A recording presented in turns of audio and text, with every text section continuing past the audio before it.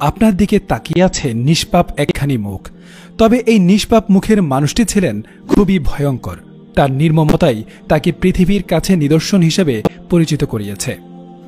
পৃথিবীর ইতিহাসে অসংখ্য সিরিয়াল কিলারের ভয়ঙ্কর গল্প নিশ্চয়ই শুনেছেন, অনেকের কথা হয়তো পড়েছেন, কিন্তু এই সিরিয়াল কিলারের নির্মমতার গল্প আপনার মনে ভয় ধরিয়ে দেবে। 182 বছর পরেও তার কথা উঠলে মানুষ ভয় পেয়ে যায়। যখনই তার কথা বলা হয় তখনই আতঙ্ক ছড়ায়। টাকা রোজগারের লোভে নিষ্ঠুরতার সব সীমা অতিক্রম করেছিলেন তিনি। অবশেষে তাকে ফাঁসি দেওয়া হয়। তবে তার মাথা এখনও সংরক্ষণ করা আছে। এই কাটা মাথাটি পর্তুগালের সিরিয়াল কিলার ডিয়েগো আলভেসের। 1819 সালে স্পেনের গ্যালসিয়া শহরে একটি দরিদ্র পরিবারে জন্মগ্রহণ করেন তিনি। পরিবার খুব দরিদ্র হওয়ায় পড়াশোনা করতে পারেননি তিনি। কাজের সন্ধানে অনেক দিন ঘুরে অবশেষে পর্তুগালের লিসবন সিটিতে এসে পৌঁছান তিনি, কিন্তু সেখানেও কাজ জোটেনি তার। অর্থের জন্য শেষমেশ অপরাধ জগতে পা বাড়ান ডিয়েগো। শস্য ও সবজি বিক্রি করে বাড়ি যাওয়া কৃষকদের লুটপাট শুরু করেন। একটি সেতু ঘিরে তার ঘাঁটি তৈরি হয়। সেই জায়গাটাকে তিনি অপরাধের ক্ষেত্র হিসাবে বেছে নেন। সেখান দিয়ে যাতায়াতকারীদের টার্গেট করতে শুরু করেন তিনি। ডিয়েগো পরে এতটাই হিংস্র হয়ে ওঠে যে লুটপাটের পর মানুষকে হত্যা করতে শুরু করে। হত্যার পর 213 ফিট উঁচু সেতু থেকে মৃতদেহ পানিতে ফেলে দিতেন।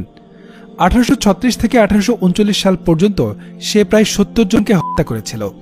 প্রতিবারই পুলিশ খুনের ঘটনাগুলোকে আত্মহত্যার মামলা বলে বন্ধ করে দিত।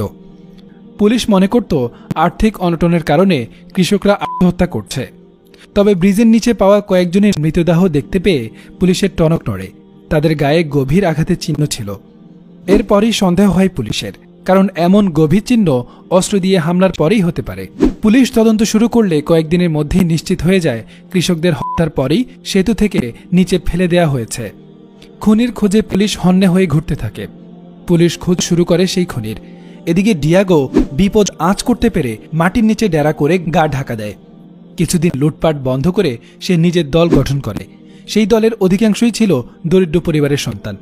এবার শহরে বসবাস করা ধনী পরিবারগুলোকে টার্গেট করতে শুরু করে ডিয়েগো।